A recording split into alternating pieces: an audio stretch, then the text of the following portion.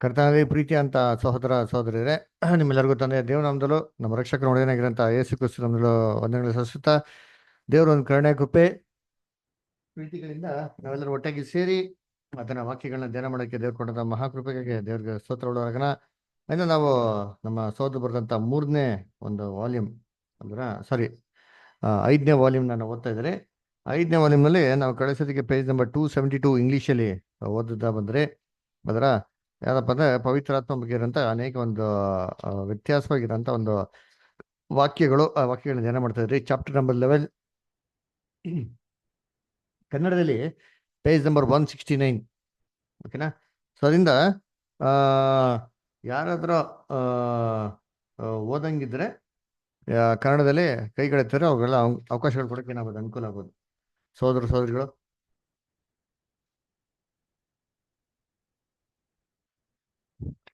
ಕಾಣಲ್ ಓದೋರು ಯಾರು ಇದ್ರೆ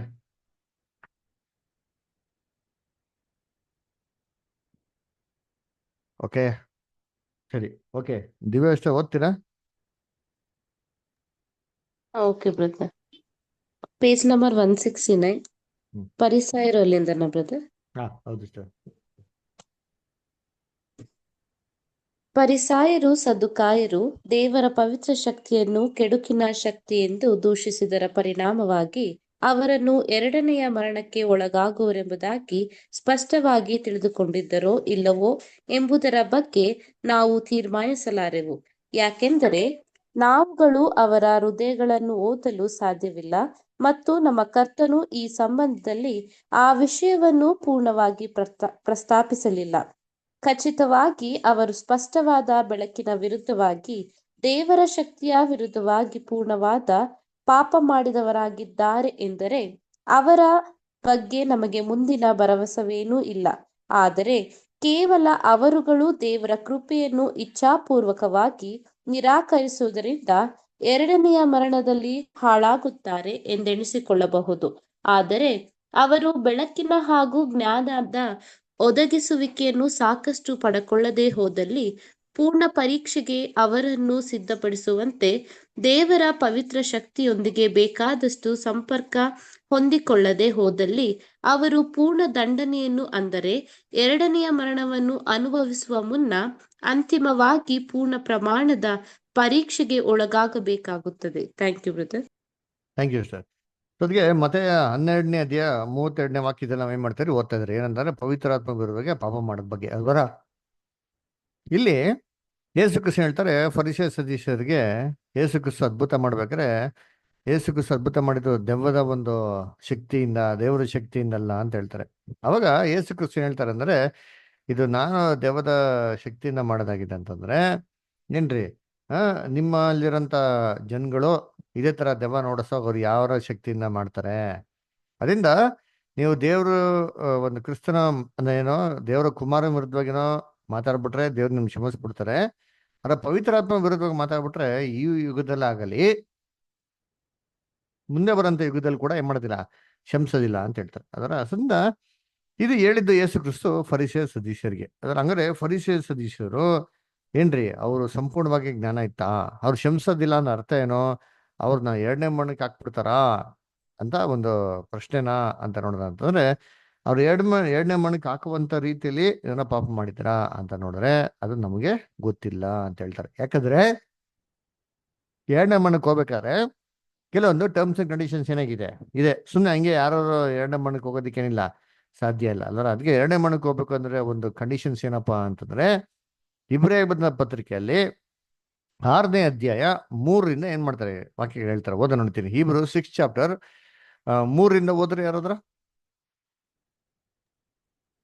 ಮತ್ತು ದೇವರ ಚಿತ್ತವಾದರೆ ಹೀಗೆ ಸಾಗುತ್ತಾ ಹೋಗುವೆವು. ಒಂದು ಸಾರಿ ಜ್ಞಾನ ಪ್ರಕಾಶದಲ್ಲಿ ಸೇರಿ ನೋಡ್ರ ಪರಲೋಕದಿಂದ ಕಂಡೀಷನ್ ಹೇಳ್ತಾರೆ.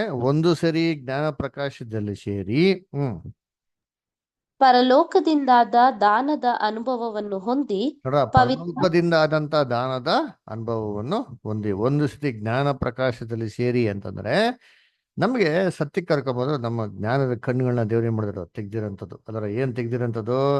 ಸತ್ಯ ಏನಪ್ಪಾ, ಸುಳ್ಳು ಯಾವ್ದಪ್ಪ, ಸತ್ಯವೇದ ಅಂತ ಅನೇಕ ಒಂದು ಏನು ವಾಕ್ಯಗಳ ಮುಖಾಂತರ ಅನೇಕ ರಹಸ್ಯಗಳನ್ನ ನಮ್ಗೆ ಏನ್ ಮಾಡೋದಿಲ್ಲ ತಿಳಿಯಪಡಿಸಿರುವಂಥದ್ದು. ಅದರ ನಮಗೆಲ್ಲ ಸತ್ಯ ತಿಳಿಮೇನಾಗಿದೆ, ಜ್ಞಾನ ಪ್ರಕಾಶ ಉಂಟಾಗಿದೆ. ಅಯ್ಯೋ ಇಷ್ಟೆಲ್ಲ ಇದೆ ಬೈಬಲ್ ಅಂತ ಗೊತ್ತಾಗಿದೆಯಲ್ಲ ಆ ಥರ. ಆಮೇಲೆ ಏನ್ರಿ, ಪರಲೋಕದಿಂದ ಉಂಟಾದ ದಾನ. ಪರಲೋಕದಿಂದ ದೇವ್ರು ನಮ್ಗೆ ಕೊಟ್ಟಂತ ದಾನ ಯಾವುದು? ದೇವ್ರು ನಮ್ಗೆ ಪರಲೋಕದಿಂದ ಒಂದು ದಾನ ಕೊಟ್ರಲ್ಲ. ಏನು ದಾನ ಕೊಟ್ಟಿದ್ದು ಪರಲೋಕದಿಂದ? ನಿತ್ಯ ಜೀವ. ಹ್ಮ್ ಅದರ ಪಾಪದ ಸಂಬಳ ಮರಣ, ಯೇಸು ಕ್ರಿಸ್ತ ಮುಖಾಂತರ ಬಂದಿರೋದು ಪಾಪದ ಕ್ಷಮಾಪಣೆ, ಅದ್ರ ಮುಖಾಂತರ ಬಂದಂತ ನಿತ್ಯ ಜೀವ. ಅದರ ಹಂಗಾರೆ ದೇವ್ರು ನಮಗೆ ಫರ್ಗಿನೆಸ್ ಆಫ್ ಸಿನ್ಸ್ ನ ಕೊಟ್ಟಿರೋದು ಅದು ಪರಲೋಕದಿಂದ ಕೊಡುತ್ತೆ ಅಂತ ದಾನ, ಎರಡನೇದು ಅಲ್ವರ. ಆಮೇಲೆ ಮೂರನೇದು ಇಷ್ಟ, ನೆಕ್ಸ್ಟ್ ಕಂಟಿನ್ಯೂ ಮಾಡಿ. ಪವಿತ್ರಾತ್ಮ ವರದಲ್ಲಿ ಪಾಲುಗಾರರಾಗಿ ನೋಡ್ರ, ದೇವರ ಪವಿತ್ರ ಆತ್ಮದಲ್ಲಿ ಪಾಲ್ಗಾರಾಗಿ ನಾವು ಎಲ್ಲ ತಿಳ್ಕೊಂಡ್ಮೇಲೆ ದೇವತ ಒಂದು ಒಳ್ಳೆ ಮನಸ್ಸಾಕ್ಷಿ ಒಡಂಬಡಿಕೆ ಮಾಡ್ಕೊಬೇಕಾದ್ರೆ ದೇವ್ರು ನಮ್ಗೆ ಏನ್ ಕೊಡ್ತಾರೆ? ಪವಿತ್ರ ಆತ್ಮನ ಕೊಡ್ತಾರೆ. ಅದಕ್ಕೆ ನೋಡ್ಬೇಕಾದ್ರೆ ಫಸ್ಟ್ ಜ್ಞಾನ ಪ್ರಕಾಶದಲ್ಲಿ ಸೇರಿ ಸತ್ಯಕ್ಕೆ ಬರ್ಬೇಕಾದ್ರೆ ಮನ ಕಣ್ಗಳು ತೆರೀತಾರೆ. ಅದಕ್ಕೂ ದೇವ್ರು ನಮ್ಮ ಪವಿತ್ರ ಆತ್ಮ ಕೊಟ್ಟಿದ್ಮೇಲೆ ದೇವ್ರು ನಮ್ ನಡ್ಸೋದಿಕ್ಕೂ ಎರಡಿಗೂ ವ್ಯತ್ಯಾಸ ಇದೆ ನೋಡಿ. ಅದಕ್ಕೆ ಪವಿತ್ರ ಆತ್ಮ ವರವನ್ನು ಏನಿದೆ ಅದನ್ನ ಅನುಭವಿಸಿದವರು ಅಲ್ವರ, ಅದನ್ನ ನಮ್ಗೆ ದೇವ್ರು ಕೊಟ್ಟಿದ್ಮೇಲೆ ನಾವು ಅದನ್ನ ಅನುಭವಿಸೋದು. ಆಮೇಲೆ ದೇವರ ವಾಕ್ಯದ ಶ್ರೇಷ್ಠತೆಯನ್ನು ಆ ಮುಂದೆ ದೇವರ ವಾಕ್ಯದ ಶ್ರೇಷ್ಠತೆಯನ್ನು ಅನುಭವಿಸೋದು. ಏನದು ದೇವರ ವಾಕ್ಯದ ಶ್ರೇಷ್ಠತೆ? ದೇವ್ರು ನಮ್ಗೆ ಪವಿತ್ರಾತ್ಮ ಕೊಟ್ಟಿದ್ಮೇಲೆ ನಾವು ಓದ್ತಾ ಇರ್ಬೇಕಾದ್ರೆ ನಮಗೆ ದೇವರು ಅಂಡರ್ಸ್ಟ್ಯಾಂಡಿಂಗ್ ಅಂತ ಕೊಡ್ತಾರೆ, ಎನ್ಲೈಟ್ಮೆಂಟ್ ಅಂತ ಕೊಡ್ತಾರೆ. ಮೊದಲು ದೇವ್ರ ವಾಕ್ಯನ ಅರ್ಥ ಮಾಡ್ಕೊಳೋದಕ್ಕೂ ಕಾನ್ಸಂಟ್ರೇಷನ್ ಮಾಡ್ಕೊಂಡಿದ್ಮೇಲೆ ದೇವ್ರ ವಾಕ್ಯನ ಅರ್ಥ ಮಾಡ್ಕೊಳೋಕ್ಕೂ ತುಂಬಾ ಜಗಜಾಂತರ ವ್ಯತ್ಯಾಸ ಇದೆ ರೀ ಅಲ್ವರ. ಆ ಒಂದು ಎಕ್ಸ್ಪೀರಿಯನ್ಸ್ ನಮ್ಮ ಜೀವನದಲ್ಲಿ ಏನ್ ಮಾಡ್ತಾರೆ, ಕೊಡ್ತಾರೆ ಕಾನ್ಸಿಕ್ರೇಟೆಡ್ ಪೀಪಲ್ಗೆ ಅಲ್ವರ. ಇದಾದ್ಮೇಲೆ ನೆಕ್ಸ್ಟ್ ಇನ್ನೊಂದು ಮುಂದಣ ಯುಗದ ಮಹತ್ವವನ್ನು ಅನುಭವಿಸಿದವರು ಭ್ರಷ್ಟರಾದರೆ ನೋಡ್ರ, ಮುಂದೆನೆ ಬರುವಂತ ಯುಗದಲ್ಲಿ ಅದರಲ್ಲಿ ಅಂತ ವಿಚಾರಗಳನ್ನ ಅನುಭವಿಸೋದು. ಅಂದ್ರೆ ನಾವು ಮುಂದೆ ಬರುವಂತ ಯುಗ ಕ್ರಿಸ್ತನ ಸಾಮ್ರಾಜ್ಯ, ಕ್ರಿಸ್ತನ ರಾಜ್ಯದಲ್ಲಿ ಏನೆಲ್ಲ ಆಗ್ತಾರೆ ಅಂತ ಅಂದ್ಬಿಟ್ಟು ಇವೆಲ್ಲವನ್ನು ಫಸ್ಟೇ ನಾವೇನ್ ಮಾಡೋದು ನಮ್ಮ ಲೈಫಲ್ಲಿ ಇವಾಗ ಎಕ್ಸ್ಪೀರಿಯನ್ಸ್ ಮಾಡೋದು.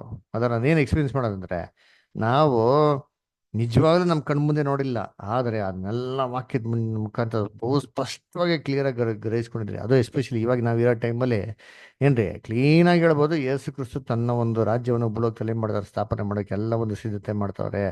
ಇಲ್ಲಿ ಹೋಗ್ತಂತ ಎಲ್ಲ ದುಷ್ಟರನ್ನ ಸಾಯಿಸ್ತಾರೆ, ಇದೆಲ್ಲ ಮಾಡ್ತಾರೆ ಆತನು ಅಂತಂದ್ಬಿಟ್ಟು ಬಹು ಸ್ಪಷ್ಟವಾಗಿ ಕಣ್ಮುಂದೆ ಹೇಳ್ಬೋದು. ಇವೆಲ್ಲವನ್ನೂ ತಿಳಿದಿ ಯಾರಾದರೂ ಭ್ರಷ್ಟರಾದರೆ ತಿರುಗಿ ಅವರಲ್ಲಿ ಮಾನಸಾಂತರ ಹುಟ್ಟಿಸೋದು ಅಸಾಧ್ಯ. ಇದು ಸೆಕೆಂಡ್ ಕಂಡೀಷನ್.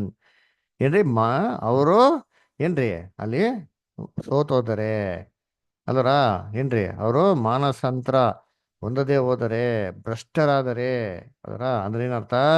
ಎಲ್ಲ ತಿಳ್ಕೊಂಡಿದ್ಮೇಲೆ ಇವೆಲ್ಲ ಸುಳ್ಳು, ಇವೆಲ್ಲ ನಂಬಂಗಿಲ್ಲ ಅಂತ ಅಂದ್ಬಿಟ್ಟು ಈ ಬೋಧನೆ ಎಲ್ಲ ಬಿಟ್ಬಿಟ್ಟು ಏನ್ರಿ ಭ್ರಷ್ಟರಾದರೆ ಅವರಲ್ಲಿ ಇಂಥ ಒಂದು ಮೋಸವಾಗಿರೋ ಕಂಡೀಷನ್ ಹೋಗಿರೋಂಥ ವ್ಯಕ್ತಿಗಳಲ್ಲಿ ಇನ್ನೊಂದ್ಸರಿ ಮಾನಸಾಂತರ ಹುಡ್ಸೋದಿಕ್ಕೆ ಸಾಧ್ಯ ಇಲ್ಲ. ಅದರ ಇಂಥವ್ರು ಎಲ್ಲ ಗೊತ್ತಂದ್ರೆ ಸೆಕೆಂಡ್. ಹಂಗಾರೆ ಈ ಒಂದು ಕಂಡೀಷನ್ ನಾವು ವಾಕ್ಯದಲ್ಲಿ ಹೇಳಿದಂಥ ಪ್ರಕಾರ ಕಂಡೀಷನ್ನ ನಾವು ಇಲ್ಲಿ ಫರಿಸೇ ಸದಸ್ಯರಲ್ಲಿ ಇತ್ತಾ ಅಂತ ನೋಡ್ದಂದ್ರೆ ಖಂಡಿತವಾಗೂ ನಮಗೆ ಅಷ್ಟೊಂದು ಒಂದು ಗಾತ್ರದಲ್ಲಿ ಅವರು ಸತ್ಯನ ಅರ್ಥ ಮಾಡ್ಕೊಂಡು ಅಷ್ಟೊಂದು ವಿಚಾರದಲ್ಲಿ ದೇವ ಚಿತ್ತನೆಲ್ಲ ಅರ್ಥ ಮಾಡ್ಕೊಂಡಿದ್ದಾನೆ ಅಂತಂದ್ರೆ ಖಂಡಿತವಾಗೂ ಇಲ್ಲ ರೀ. ಯಾಕಂದ್ರೆ ಬೈಬಲ್ ನೋಡಿ ಅದೇ ಇದರಲ್ಲಿ ಇಬ್ರಿಯರು 10:26 ಓದಿ ಯಾರಾದ್ರು? Hebrews 10:26 ಹೋದ್ರೆ ಹೆಂಗೆ? Hebrews 10:26. ಯಾಕೆಂದರೆ ಸತ್ಯದ ಪರಿಜ್ಞಾನವನ್ನು ನಾವು ಹೊಂದಿದ ಮೇಲೆ ಬೇಕೆಂದು ಪಾಪ ಮಾಡಿದರೆ ಪಾಪ ಪರಿಹಾರಕ್ಕಾಗಿ ಇನ್ನಾವ ಯಜ್ಞವೂ ಇರುವುದಿಲ್ಲ. ನೋಡ್ರ, ಬೇಕೆಂದು ಪಾಪ ಮಾಡಿದ್ರೆ ಅದರ ಇದಕ್ಕೆ ಯಾವ ಯಜ್ಞವೂ ಇರೋದಿಲ್ಲ. ಸರಿ, ಇಸ್ರೇಲ್ ಜನಗಳು ಬೇಕು ಅಂತ ಮಾಡಿದ್ರ? 1 ಕೊರಿಂಥ 1 Corinthians 2:7 ಹೋದ್ರೆ ಯಾವ್ದು? 1 Corinthians 2:7.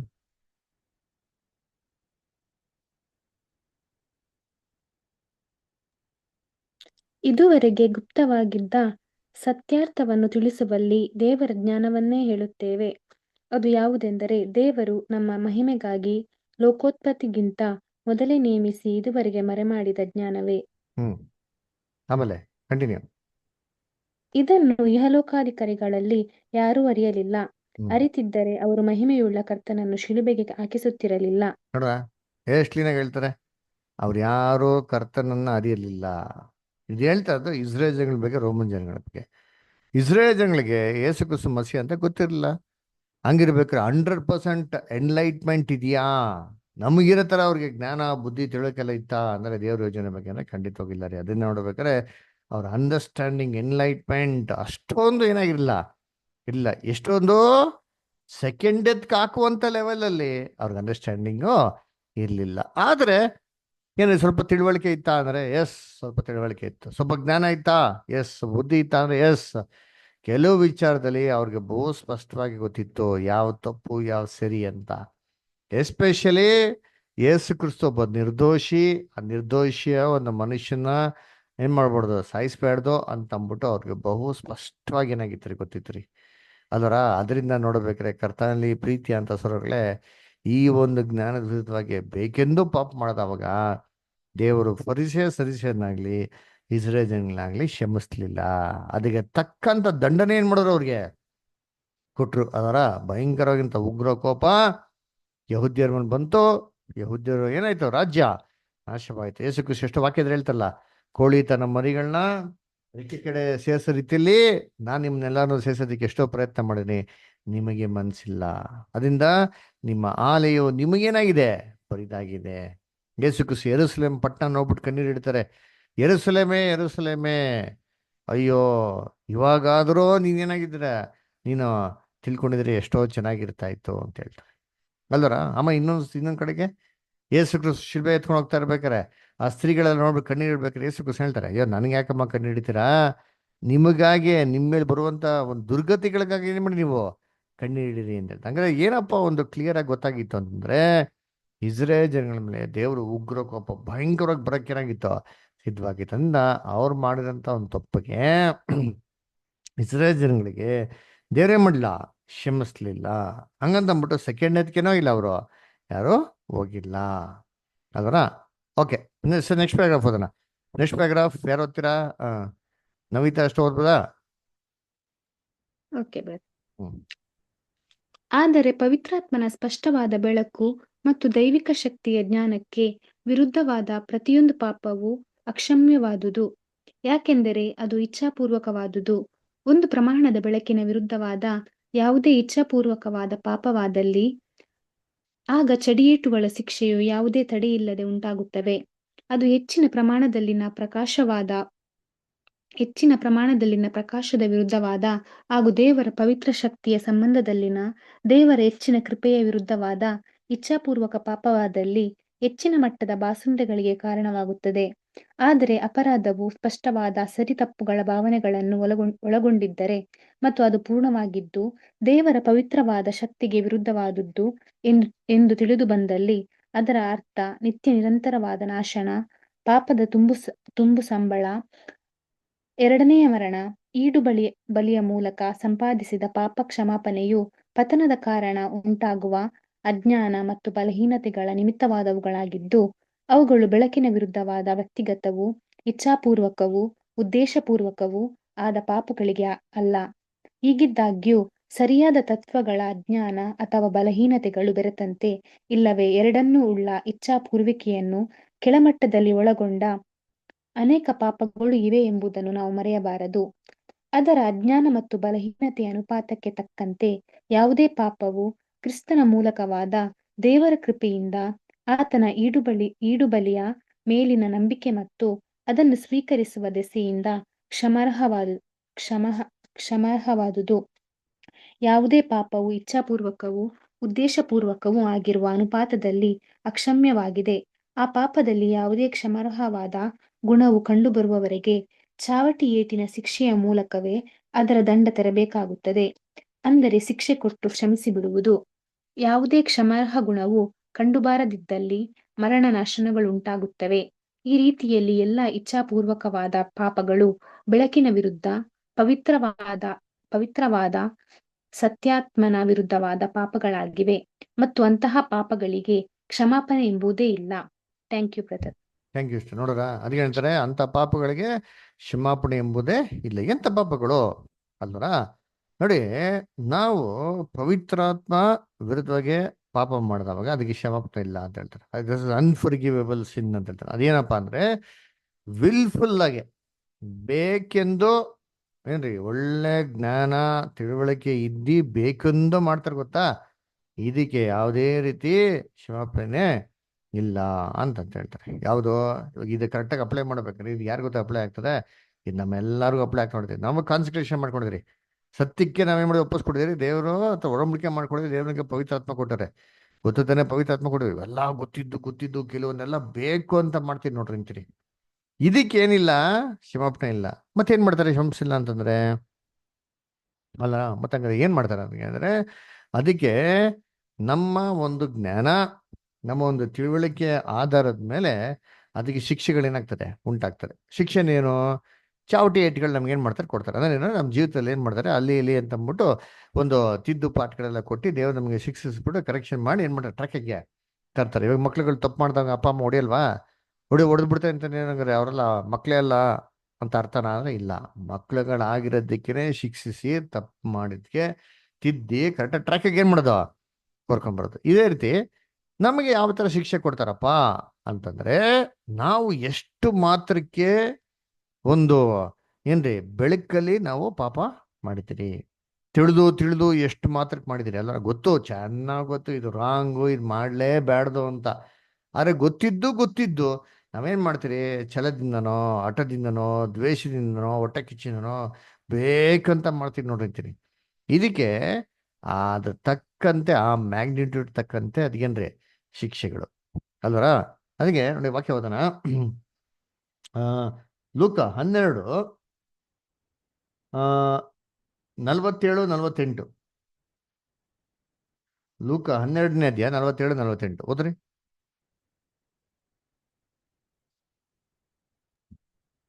ತನ್ನ ಯಜಮಾನನ ಚಿತ್ತವನ್ನು ತಿಳಿದ ಆಳು ಸಿದ್ಧ ಮಾಡದೆ ಹೋದರೆ ಅಥವಾ ಅವನ ಚಿತ್ತಕ್ಕನುಸಾರ ನಡೆಯದಿದ್ದರೆ ಅವನು ಬಹಳ ಪೆಟ್ಟು ತಿನ್ನುವನು. ನೋಡ್ರ, ತಿಳಿಯದೆ ಯಾರೋ ಒಬ್ಬ ಆಳು ಏನ್ರಿ ಯಜಮಾನನ ಚಿತ್ತವನ್ನು ತಿಳಿದು ಚೆನ್ನಾಗಿ ಗೊತ್ತು ಅದರ ಯಜಮಾನಿಗೆ ಏನಿದೆ ಅದರ ಆದ್ರೂ ಕೂಡ ಅದ್ರ ಪ್ರಕಾರ ಮಾಡದಿರಿದ್ರೆ ಅವನಿಗಂತೆ ಬಹಳ ಪೆಟ್ಟುಗಳು.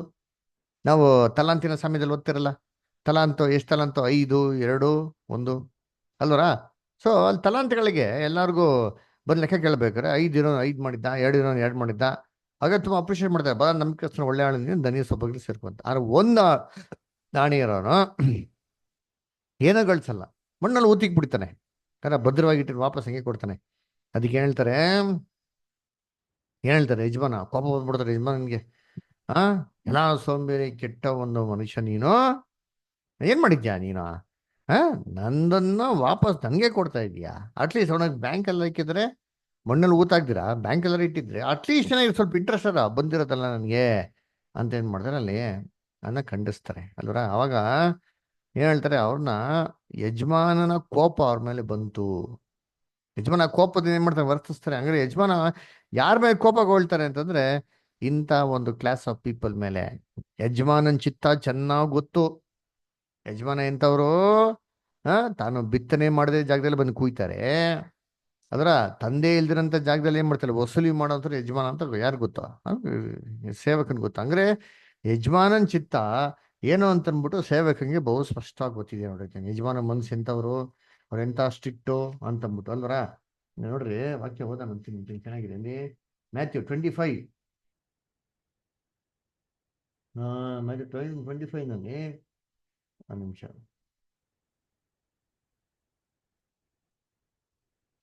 25th ಚಾಪ್ಟರ್ 24th ವರ್ಸ್ ಓದ್ರಿ. ಯಾರು ಬೈಬಲ್ ಓದ್ತಿರಲ್ಲ ಓದ್ರಿ ಸೋದರಿಗಳೆಲ್ಲ.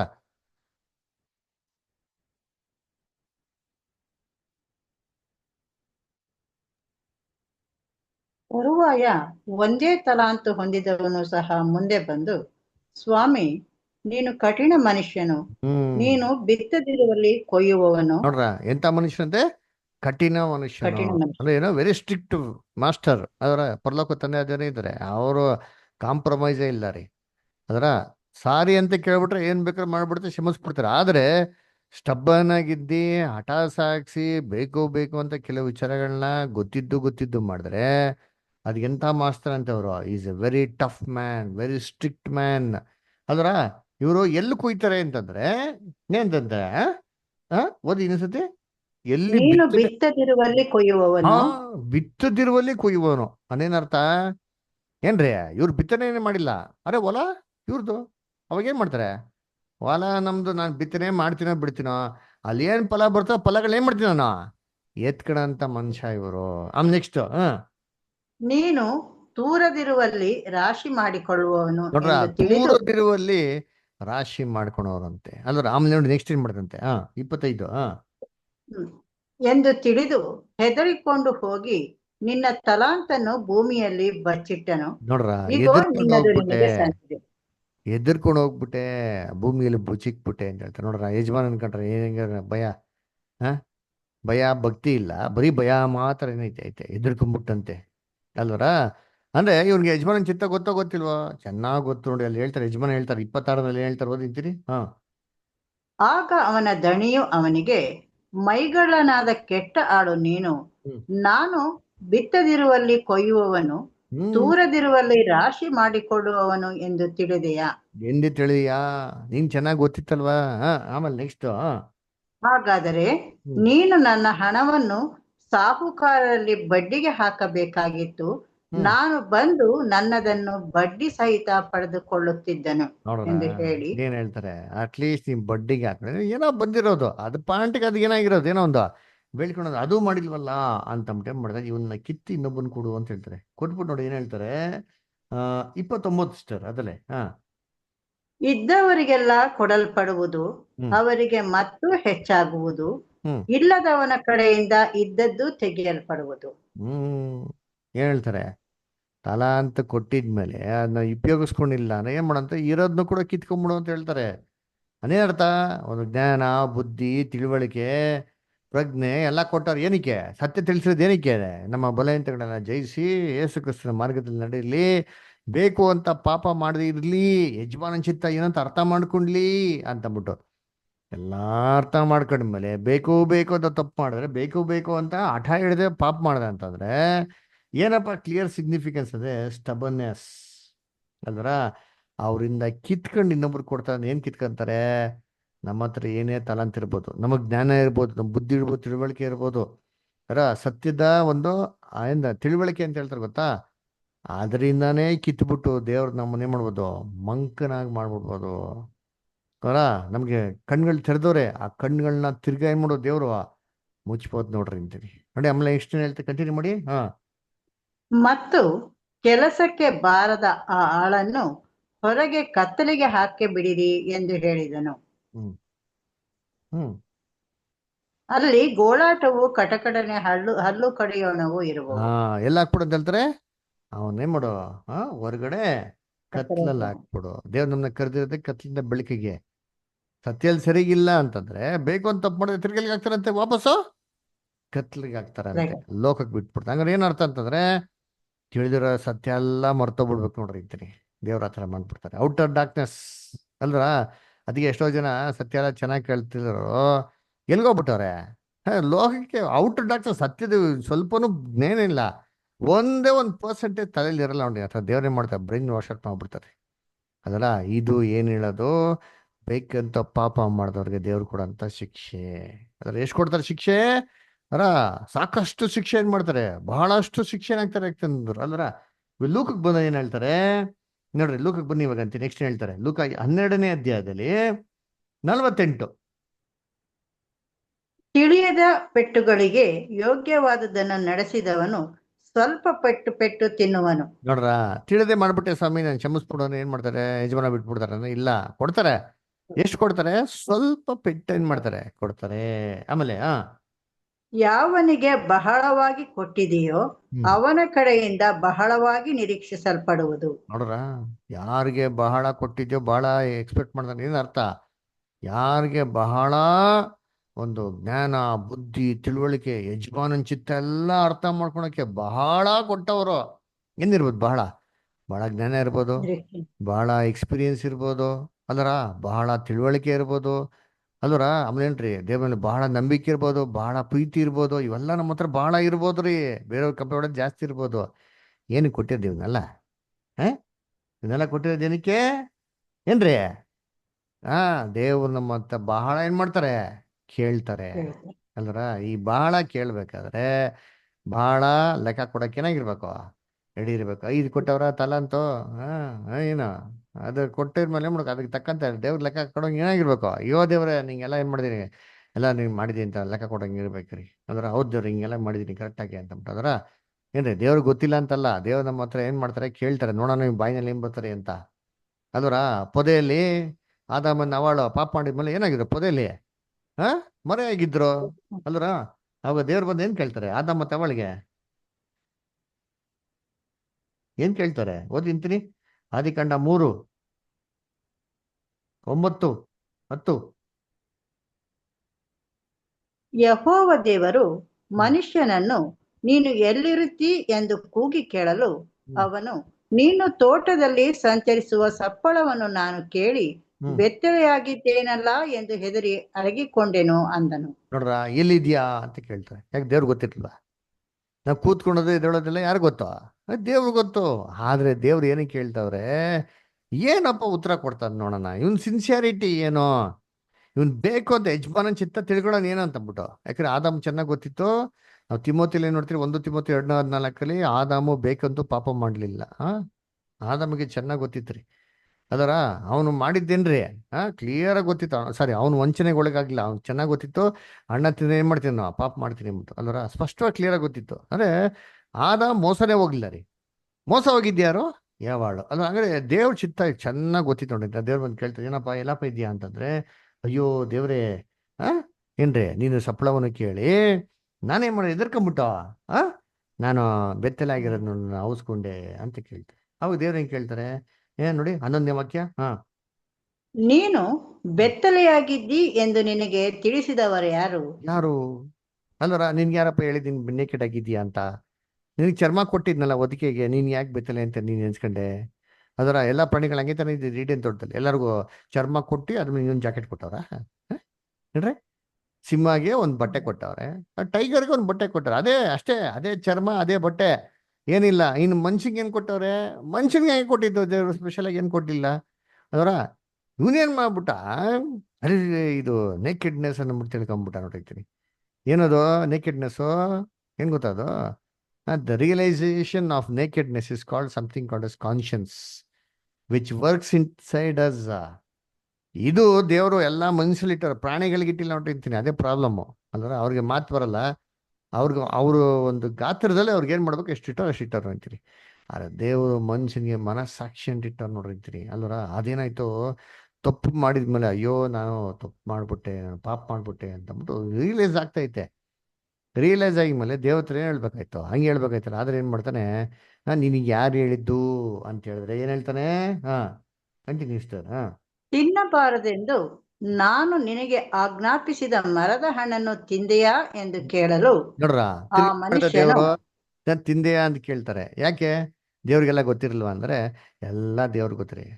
ಏನ್ ಮಾಡ್ತಾನೆ ನೋಡೋಣ ಅಂದ್ಬಿಟ್ಟು ಎತ್ತಿದ ತಕ್ಷಣ ಡೈರೆಕ್ಟಾಗಿ ಒಂದೇ ಸತಿ ಏನ್ ಮಾಡ್ಬಿಟ್ಟ, ಸುಳ್ಳು ಹೇಳಲಿಲ್ಲ, ನಿಜಾನು ಹೇಳಲಿಲ್ಲ. ಅದರ ಅಯ್ಯೋ ದೇವ್ರೆ, ನೀನ್ ಕೊಟ್ಟಿರಂತ ಏನಂತಾರೆ ಸ್ತ್ರೀ ಕೊಟ್ಲು, ಅದ್ ನಾನೇ ಮಾಡ್ದೆ, ತಿಂದೆ. ಅಲ್ರ ಸತಿ ನೋಡ್ಬೇಕ್ರೆ ಏನ್ರಿ ದೇವ್ರ ಹತ್ರ ಈ ತರ ಏನಂತಾರೆ ಈ ಸುತ್ತಿ ಮಾತಾಡೋದು ಇವೆಲ್ಲ ಏನ್ ಮಾಡ್ಬಿಡ್ತಾರೆ, ಇಟ್ಕೊಂಡ್ಬಿಡ್ತಾರೆ ಡೈರೆಕ್ಟಾಗಿ ಫ್ರಾಂಕ್ ಆಗಿ.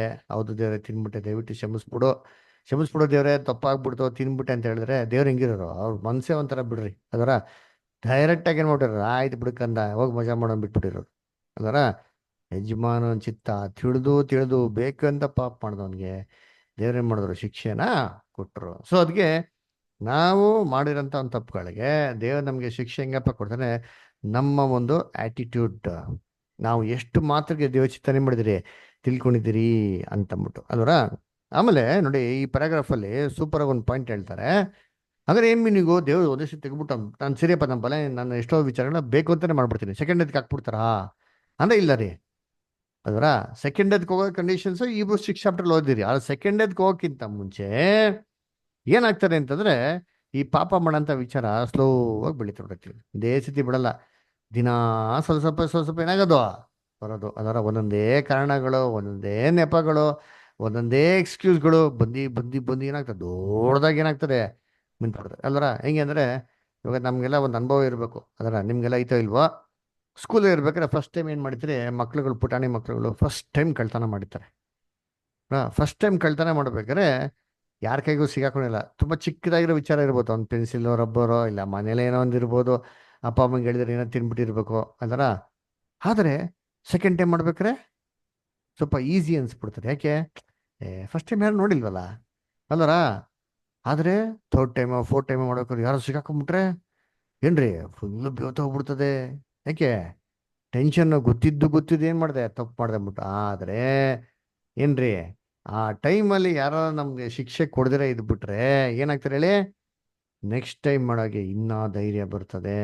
ಹಂಗ ತಪ್ಪು ಮಾಡಿದ್ರೆ ನನಗೇನಾಗಲ್ಲ, ಏನೂ ಆಗಲ್ಲ ಅಂದ್ಬಿಟ್ಟು. ಆದರೆ ನಮ್ಮ ದೇವರು ಏನಂತಂದರೆ, ನಾವು ಮಾಡಿರೋ ತಪ್ಪುಗಳಿಗೆ ಏನು ಮಾಡ್ತಾರೆ, ಅಲ್ಲಲ್ಲೇ ಟ್ಯೂನ್ ಅಪ್ ಮಾಡ್ತಾರೆ. ಯಾಕೆ ಅಂತಂದರೆ ಈ ಥರ ಮಿಸ್ಟೇಕ್ಸ್ಗಳನ್ನ ಕಂಟಿನ್ಯೂ ಮಾಡೋಕ್ಕೆ ಹೋಗ್ಬಾರ್ದು ಅದರ. ಯಾಕಂದರೆ ಇವು ನಾಳೆ ಬಂದ್ಬಿಟ್ಟು ನಾವು ಕ್ರಿಸ್ತನ ಒಂದು ಸಿಂಹಾಸನ ಜೊತೆ ಕೂತ್ಕೊಂಡು ಆ ಜೊತೆಗೆ ಏನು ಮಾಡ್ತೀರಿ, ಆಳ್ವಿಕೆ ಮಾಡ್ತೀರಿ. ಅಲ್ಲಿ ಈ ಥರ ಮೈಂಡ್ ಸೆಟಪ್ ಏನಾಗಿರ್ಬಾರ್ದು, ಯಾರಿಗೋ ಇರ್ಬಾರ್ದು. ಅದರಿಂದ ಈ ಪಾಪಗಳ ಶಂಸಲ್ಪಟ್ಟಿದೆಯಲ್ಲ, ಯಾವುದಕ್ಕೆ ಶಂಸಲ್ಪಟ್ಟಿದೆ ಅಂತಂದ್ರೆ ಆದಾಮಿಂದ ಯೇಸು ರ್ಯಾನ್ಸಮ್ ಕೊಟ್ಟಲ್ಲ, ಇದಕ್ಕೆ ಯಾವ್ದಕ್ಕೆ ಬದರಂಗಾರೆ, ಯಾವ್ದಕ್ಕೆ ಅಪ್ಲಿಕೇಬಲ್ ಅಂದರೆ, ಇದಕ್ಕೆ ಯಾವ್ದಕ್ಕೆ ಅಪ್ಲಿಕೇಬಲ್ ಅಂದರೆ ನಮ್ಮ ಇನ್ಹೆರಿಟೆನ್ಸ್ ಸಿನ್ ಏನ್ರಿ, ನಮ್ಮ ರಕ್ತದಲ್ಲಿ ಬಂದಿರೋಂಥ ಪಾಪಗಳಿಗೆ ಹೊರತು ತಿಳುವಳಿಕೆಯಿಂದ ಬರ್ತದಲ್ಲ, ಈ ಪಾಪಗಳಿಗೆ ಏನಾಗಲ್ಲ, ಅದು ಅನ್ವಯಿಸೋದಿಲ್ಲ.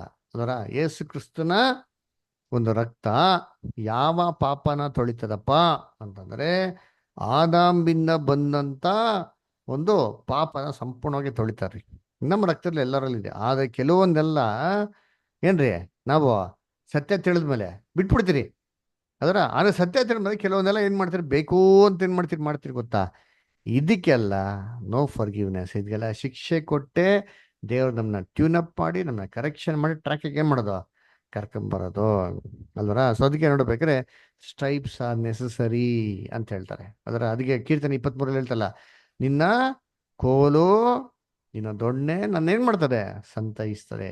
ನಾವು ನಿಜವಾಗ್ಲೂ ದೇವ್ರ ಮಕ್ಕಳಾಗಿದ್ರೆ, ನಿಜವಾಗ್ಲೂ ದೇವರು ನಮ್ಮ ಕುರುಬನಾಗಿದ್ರೆ, ನಾವು ಆತನ ಕುರಿಗಳಾಗಿದ್ರೆ, ಆತನ ಶಿಕ್ಷೆ ಕೊಟ್ಟು ನಮ್ಮನ್ನ ತಿದ್ದಬೇಕಾರೆ ನಾವೇನು ಮಾಡ್ತೀರಿ, ಸಂಪೂರ್ಣವಾಗಿ ಸಾಷ್ಟಾಂಗ ನಮಸ್ಕಾರ ಮಾಡಿ ತಿದ್ಕೊಂಡಾಗ ನಾವೇನು ಮಾಡ್ತೀರಿ, ಅಲ್ಲಿ ಮನಸ್ಸು ಕೊಡ್ತೀರಿ ಅಲ್ವರ. ಅದೇ ನೋಡ್ಬೇಕಾರೆ ಏನ್ರಿ, ಅದಕ್ಕೆ ಹೇಳ್ತಾರೆ ಈ ಪ್ಯಾರಾಗ್ರಾಫ್ ಲಾಸ್ಟ್ ಹೇಳ್ಬೇಕಾರೆ, thus sin all wilful sin is sin against light ಅಂತ ಹೇಳ್ತಾರೆ. ಬೆಳಕು ಎಷ್ಟು ಬೆಳಕಿದೆಯೋ ಅಷ್ಟು ಬೆಳಕಿಗೆ ವಿರುದ್ಧ ತಪ್ಪು ಮಾಡಿದ್ರೆ ಅದು ಪಾಪದ ಲೆಕ್ಕನೇ. Sin against the holy spirit of truth and such sin that never has forgiveness. ಇದನ್ನ ಕಂಪನ್ಸೇಟ್ ಮಾಡ್ಬೇಕಂದ್ರೆ ಏನ್ ಬೇಕು, ಹೀಬ್ರೂಸ್ 10 ಇಬ್ರಿಯರು 10 ಓದರಿಂತೀನಿ. ಇಬ್ರಿಯರು 10ನೇ ಅಧ್ಯಾಯದಲ್ಲಿ 2-3 ವಾಕ್ಯ ನಾನು ನಿಮಿಷ ಹೇಳ್ತೀನಿ. Hebrews 10 chapter verse 4.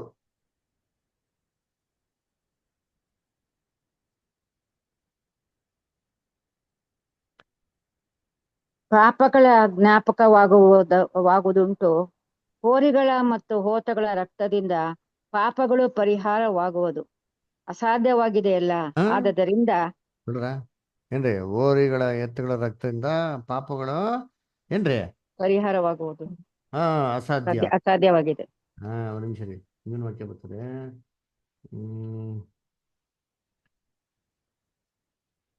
Okay, there is no remission of sins without the shedding of blood ಅಂತ ಬರ್ತದೆ. ಇಲ್ಲೇ ಬರ್ತದೆ, ನಿಮಿಷ ನೋಡಿ.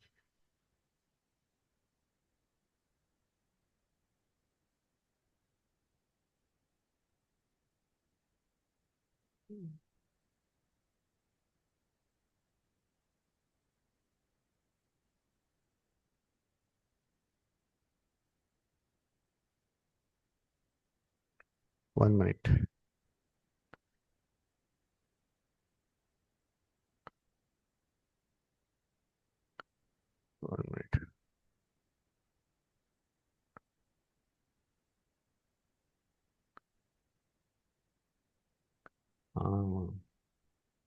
Correct. Hebrews 9:22.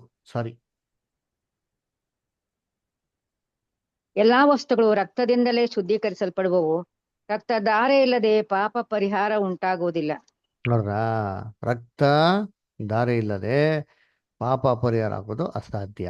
ಹಾಗಾದ್ರೆ ಇವೆಲ್ಲದಕ್ಕೂ ಕಂಪನ್ಸೇಟ್ ಮಾಡಬೇಕು ಅಂತಂದ್ರೆ ಏನ್ರಿ ಅಲ್ಲೇನಾಗಬೇಕು? ಬ್ಲಡ್ ಸುರಿಲ್ಪಡ್ಬೇಕು. ಅದನ್ನ ನೋಡ್ಬೇಕಾದ್ರೆ ಅದಕ್ಕೆ ತಕ್ಕಂತೆ ಏನ್ ಮಾಡಿದ್ರೆ ದೇವ್ರು ನಮಗೆ ಶಿಕ್ಷೆಗಳನ್ನ ಕೊಡ್ತಾರೆ. ಅದಕ್ಕೆ ನೋಡ್ಬೇಕಾದ್ರೆ ಸಿನ್ ಅಗೇನ್ಸ್ಟ್ ದ ಹೋಲಿ ಸ್ಪಿರಿಟ್ ಅಂದ್ರೆ ಎಷ್ಟು ಮಾತ್ರಕ್ಕೆ ಸತ್ಯದಲ್ಲಿ ಜ್ಞಾನದಲ್ಲಿದ್ದಿ ಬೇಕು ಅಂತ ನಾವೇನ್ ಮಾಡ್ತೀರಿ, ಮಿಸ್ಟೇಕ್ಸ್ಗಳನ್ನ ಮಾಡ್ತೀರಿ, ಅದ್ರ ತಕ್ಕಂತೆ ಏನಾಗ್ತದೆ ನಮಗೆ ಒಂದು ಶಿಕ್ಷೆಗಳಿರ್ತಾರೆ ನಮ್ಗೆ. ಓಕೆ, ನೆಕ್ಸ್ಟ್ ಒಂದು ಇದು ಪ್ಯಾರಾಗ್ರಾಫ್ ಬರೋಣ. ನೆಕ್ಸ್ಟ್ ಒಂದು ಟೆಕ್ಸ್ಟ್ಗೆ ಏನಪ್ಪ ಅದು?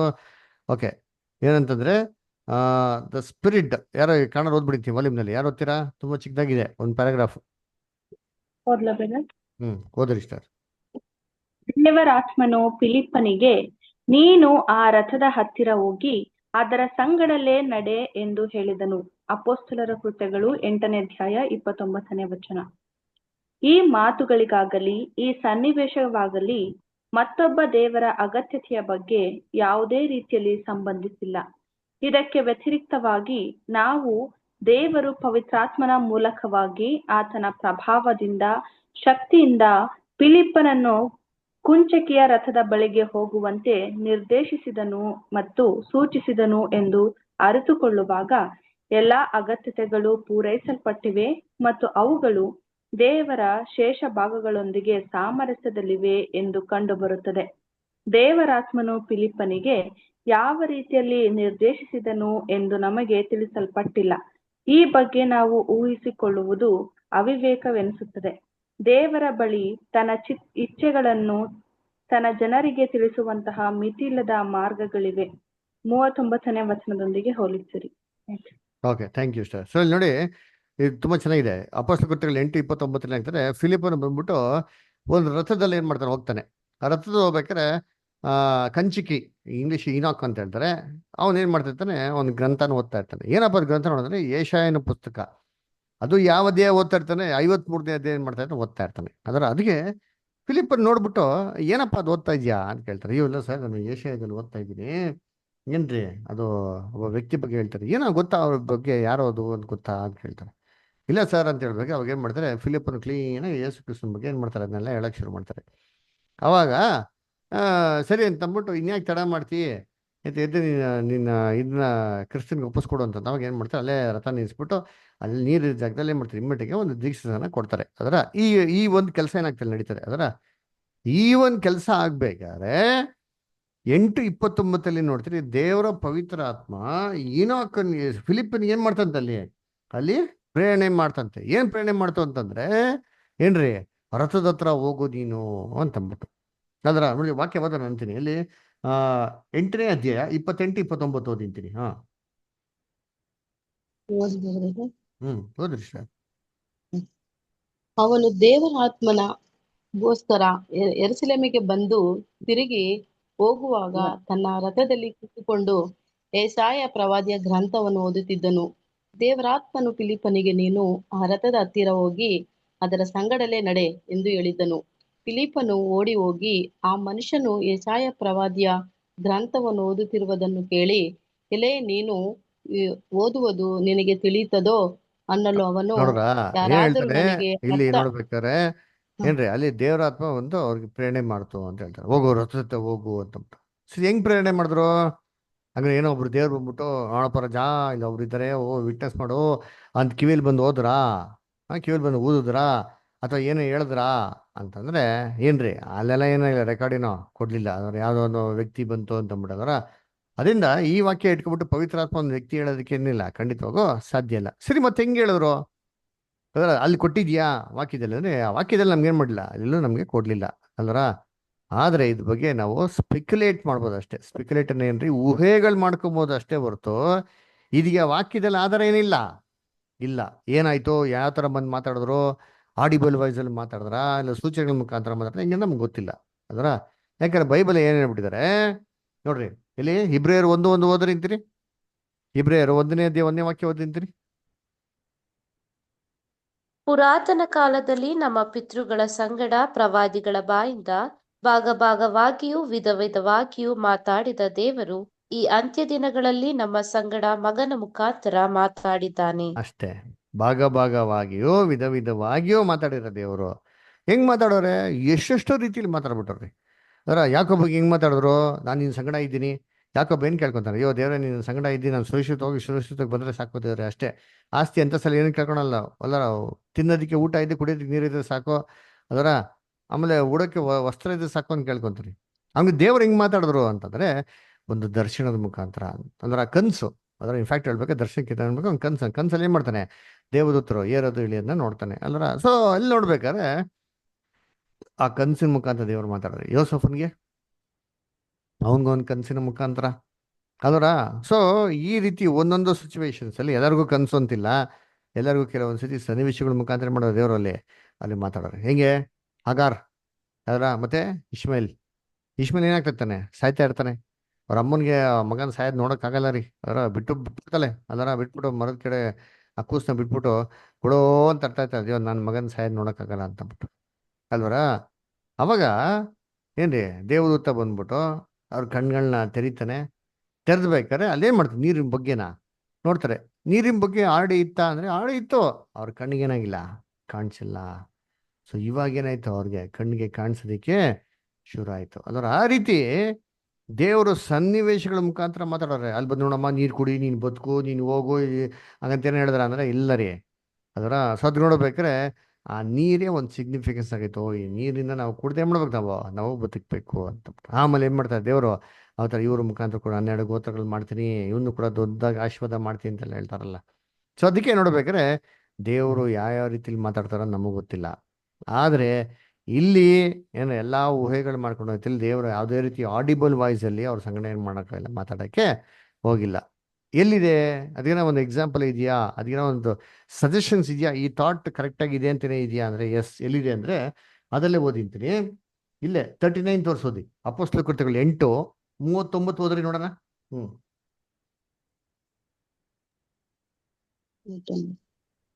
ಅವರು ನೀರನ್ನು ಬಿಟ್ಟು ಮೇಲಕ್ಕೆ ಬಂದಾಗ ಕರ್ತನ ಆತ್ಮವು ಫಿಲಿಪ್ಪನನ್ನು ಮೇಲಕ್ಕೆ ಹೊತ್ತುಕೊಂಡು ಹೋಗಲಾಗಿ, ಕಂಚುಕಿಯು ಸಂತೋಷವುಳ್ಳವನಾಗಿ ತನ್ನ ದಾರಿಯನ್ನು ಹಿಡಿದು ಅವನನ್ನು ಕಾಣಲೇ ಇಲ್ಲ. ನೋಡ್ರಾ, ಅಲ್ಲಿ ಏನ್ ನೋಡ್ತೀರಿ, ದೇವರ ಪವಿತ್ರ ಆತ್ಮ ಅಂದ್ಬಿಟ್ಟು ಫಿಲಿಪ್ಪನ್ ಏನ್ ಮಾಡ್ತಂತೆ, ಒಂದು ಸ್ಥಳದಿಂದ ಇನ್ನೊಂದು ಸ್ಥಳಕ್ಕೆ ಕರ್ಕೊಂಡು ಹೋಗ್ಬಿಡ್ತು. ಹೆಂಗ್ ಕರ್ಕೊಂಡು ಹೋಯ್ತು, ದೇವರ ಪವಿತ್ರ ಆತ್ಮ ಫಿಲಿಪ್ಪನ್ಗೆ ಬಂದು ಹೇಳ್ತಾ ಇನ್ನೊಂದ್ಸತಿ ಏನಾರ ಇಲ್ಲ ರೀ, ದಟ್ ಈಸ್ ದ ಮೀನ್ಸ್. ಆ ಕಾಲದಲ್ಲಿ ದೇವರ ಪವಿತ್ರ ಆತ್ಮ ಏನ್ ಮಾಡ್ತಾಯಿತ್ತು, ಈ ಥರ ಒಂದು ಸ್ಥಳದಿಂದ ಇನ್ನೊಂದು ಸ್ಥಳಕ್ಕೆ ಕೊಂಡು ಹೋಗ್ತಾ ಇತ್ತು. ಯಾಕಂದ್ರೆ ದೇವ್ರ ಕೆಲಸ ಏನಾಗಬೇಕಾಯ್ತು, ಅಲ್ಲಿ ಆಗ್ಬೇಕಾಯ್ತು. ಯಾಕಂದ್ರೆ ಲೋಕದ ಕಟ್ಟೆ ಕಡೆ ಹೋಗೋ ಸುವಾರ್ತೆ ಸಾರಿ ಅನೇಕ ತಿಂಗಳ ಶಿಷ್ಯನರಾಗಿ ಮಾಡೋಂಥದ್ದು ಆ ಕೆಲಸ ಏನಾಗಿತ್ತು, ಅವಾಗ ಇನಿಷಿಯಲ್ ಸ್ಟೇಜಲ್ಲಿ ಇತ್ತು, ಅವಾಗ ರ್ಯಾಪಿಡ್ ಆಗಿ ಬೆಳಿಬೇಕಾಗಿತ್ತು. ಅದರಿಂದ ದೇವ್ರು ಏನು ಮಾಡಿದ್ರು, ಸಭೆಗೆ ಎಷ್ಟೋ ರೀತಿಯಲ್ಲಿ ಆಶೀರ್ವಾದಗಳನ್ನ ಕೊಟ್ಟಿದ್ರು ಅಲ್ವರ. ಏನು ಆಶೀರ್ವಾದಗಳು ಕೊಟ್ಟಿದ್ರು, ಒಂದು ಆಶೀರ್ವಾದ ಏನು, ಅಪೊಸ್ತಲರು ಯಾರ ಮೇಲೆ ಕೈ ಇಡ್ತಾರೋ ಕಾಯಿಲೆಗಳು ವಾಸಿ ಆಗೋದಂಥದ್ದು. ಅವ್ರು ಯಾರ ಮೇಲೆ ಕೈ ಇಡ್ತಾರೋ ಅವರು ಮತ್ತೊಬ್ಬರಿಗೆ ಕಾಯಿಲೆಗಳ ವಾಸಿ ಮಾಡೋಂಥ ಒಂದು ವರ ಏನು ಮಾಡಿದ್ರು, ಕೊಟ್ಟಿದ್ರು. ಆಮೇಲೆ ಬೇರೆ ಬೇರೆ ಭಾಷೆಯಲ್ಲಿ ಮಾತಾಡೋಂಥ ವರ ಏನು ಮಾಡಿದ್ರು, ಕೊಟ್ಟಿದ್ರು. ಅದರ ಸರಳವಾಗಿ ಬೇರೆ ಊರಿಗೆ ಹೋಗಿದ ತಕ್ಷಣ ಬೇರೆ ಭಾಷೆಗಳನ್ನ ಅರ್ಥ ಮಾಡ್ಕೊಂಡು ಅದನ್ನು ಇಮ್ಮಿಡಿಯೇಟ್ ಎಕ್ಸ್ಪ್ರೆಸ್ ಮಾಡ್ತಾರೆ, ಅವ್ರ ಭಾಷೆಯಲ್ಲೇ ಮಾತಾಡೋಕ್ಕೆ ಅವಕಾಶ ಮಾಡಿದ್ರು, ಕೊಟ್ಟಿದ್ರು. ಯಾಕೆ, ಆ ಕಾಲದಲ್ಲಿ ಗೂಗಲ್ ಟ್ರಾನ್ಸ್ಲೇಟ್ ಇತ್ತಾ ಹೇಳ್ರಿ? ಈ ಕಾಲದಲ್ಲಿ ಏನು ಬೇಕು ನಮ್ಗೆ, ಗೂಗಲ್ ಟ್ರಾನ್ಸ್ಲೇಟ್ ಬೇಕು, ಇಲ್ಲಾಂದ್ರೆ ಎಷ್ಟು ಕನ್ಫ್ಯೂಷನ್ ಆಗ್ತೀರಿ, ಎಷ್ಟು ಕಷ್ಟಪಡ್ತೀರಿ ಯೋಚನೆ ಮಾಡಿರ್ತೀನಿ ಬೇರೆ ದೇಶಕ್ಕೆ ಹೋಗ್ಬಿಟ್ರೆ. ಆ ಕಾಲದಲ್ಲಿ ದೇವರ ಪವಿತ್ರಾತ್ಮನ ಮುಖಾಂತರ ದೇವರೇ ಮಾಡಿದ್ರು, ಸ್ಪಾಟಲ್ಲಿ ಇನ್ಸ್ಟಂಟೇನಿಯಸ್ ಆಗಿ ಅಲ್ಲೇ ಏನು ಮಾಡೋರು, ರಿಸಲ್ಟ್ನ ಕೊಡೋರು. ಇದು ಪವಿತ್ರಾತ್ಮನ ನಡೆಸಲಿಕ್ಕೆ. ಸೊ ಇಲ್ಲಿ ಅದೇ ಥರ ಆ ಕಾಲದಲ್ಲಿ ಏರೋಪ್ಲೇನ್ ಇಲ್ಲ, ಎಂಥದಿಲ್ಲ, ಬುಲೆಟ್ ಟ್ರೈನ್ ಇಲ್ಲ. ಅದಕ್ಕೆ ಫಿಲಿಪಿನಿಗೆ ಕೆಲಸ ಆಯ್ತಾ, ತಗ ನೋಡ್ಯಪ್ಪ ಇನ್ನೊಂದು ಕಡೆ ಕೆಲಸ ಆಡಿದೆ, ದೇವ್ರು ಏನು ಮಾಡ್ತಾರೆ, ಆಡಿ ಇನ್ನೊಬ್ರನ್ನ ರೆಡಿ ಮಾಡ್ತಾವ್ರೆ, ಅದಕ್ಕೆ ಟಕ್ಕ ಮಾಡಿ ಇಲ್ಲ ಅಲ್ಲಿಗೆ ಹೋಗುವ ಅಂತಂದ್ಬಿಟ್ಟು. ಆ ರೀತಿ ದೇವ್ರ ಗೈಡೆನ್ಸ್ ಇತ್ತು. This is God's guidance. ಅದರ ಹಂಗಂತಂದ್ಬಿಟ್ಟು ದೇವ್ರು ಬಂದ್ಬಿಟ್ಟು ಎಲ್ಲ ರೀತಿಯಲ್ಲಿ ಮಾತಾಡಲೇಬೇಕು, ಕಿವಿ ಕೇಳಬೇಕು, ದೇವ್ರು ನಮಗೆ ಹೇಳು ದೇವ್ರೇ ಕೇಳ್ತಾ ಇದ್ದೀನಿ ಅಂತಂದ್ಬಿಟ್ಟು ಆ ಥರ ಎಲ್ಲ ಏನೋ ಅವಶ್ಯಕತೆ ಇಲ್ಲ. ಪವಿತ್ರಾತ್ಮ ಒಂದು ದೇವರಾಗಲಿ ಒಂದು ವ್ಯಕ್ತಿ ಆಗಲಿ ಆಗೋದಕ್ಕೆ ಸಾಧ್ಯ ಇಲ್ಲ. ಇನ್ನೊಂದು ವಾಕ್ಯ ಓದಂತೀರಿ, ಯೆಶಾಯ 30ನೇ ಅಧ್ಯಾಯ 21ನೇ ವಾಕ್ಯ. ಐಸಾಯ ಚಾಪ್ಟರ್ 30 ವರ್ಸ್ 21.